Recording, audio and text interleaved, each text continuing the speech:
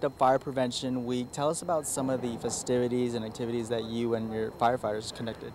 Again, the Fire Prevention Week theme was Find Two Ways Out. So we did our best to do a couple of outreach efforts within the schools and to the overall community.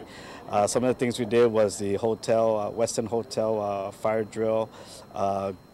Every fire station within our respective jurisdictions did exit fire drills at the different schools. Our enforcement section went out and just did a couple of more educational outreaches to the different businesses and stakeholders.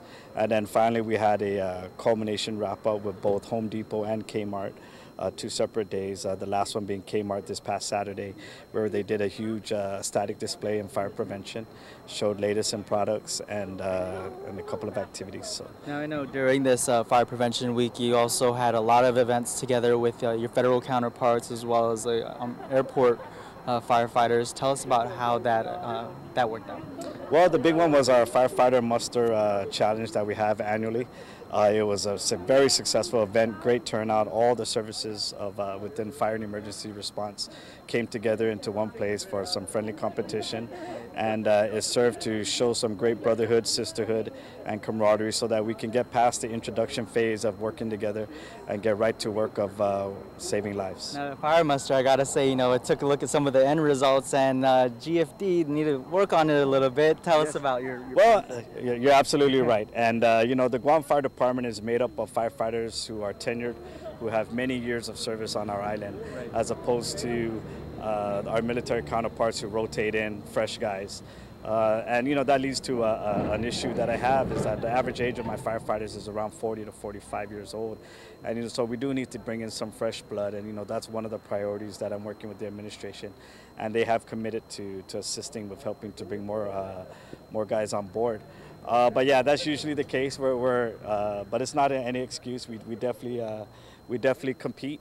In the case, especially on the second day, I was part of the last event, and we were just beat by a slim lead. So in the end, we all do the same thing, no matter what age we are, and we're always there. And it was obvious that we got some skilled, professional firefighters on this island, and I'm sure we can respond to anything. Now, what else is up and coming for the fire department, seeing as, today we got 2 new jet skis. Tell us about this donation, how it's been. Oh, well, this is just all part of our many efforts to finally get all the equipment within our department either replaced or added to further assist in our mission mandates of responding. This one in particular, the recreational boating safety program that's being run by the Guam Police Department, has made sure that we were included in the search and rescue aspect of that grant monies, and has given us these 2 jet skis along with the sled that goes with it, the rescue sled. Again, this is not the first thing that we've gotten out of the program, and it's definitely not going to be the last. So as we continue to collaborate, I think it's a great example of Guam Police Department, Guam Fire Department, and the administration working together to make sure we get what we need. And speaking of getting what you need, I hear that we're coming real quick getting the new ambulances again.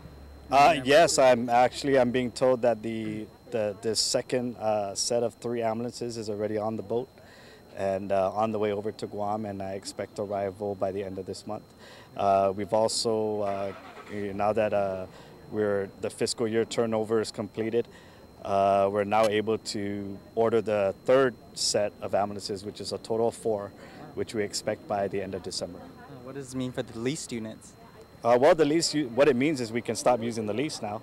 But, we're not to move too hastily towards that end. We're going to reevaluate where we're at, what we have, and phase out those lease medics, basically. Okay. Chief San Nicolas, anything else you'd like to add before we wrap up this interview? All I can say is the Guam Fire Department just like to thank the community with our efforts in the past Fire Prevention Week. We had excellent support from most especially Weston Hotel, Kmart, and Home Depot, and many other players that I've probably failed to mention. But again, all I say is to the public is find 2 ways out. Always be safe in everything that you do. Heed the warnings, and just basically support your firefighters. Thank you. Joey San Nicolas, thanks so much for your time. Okay. Stay tuned. More News Extra after this.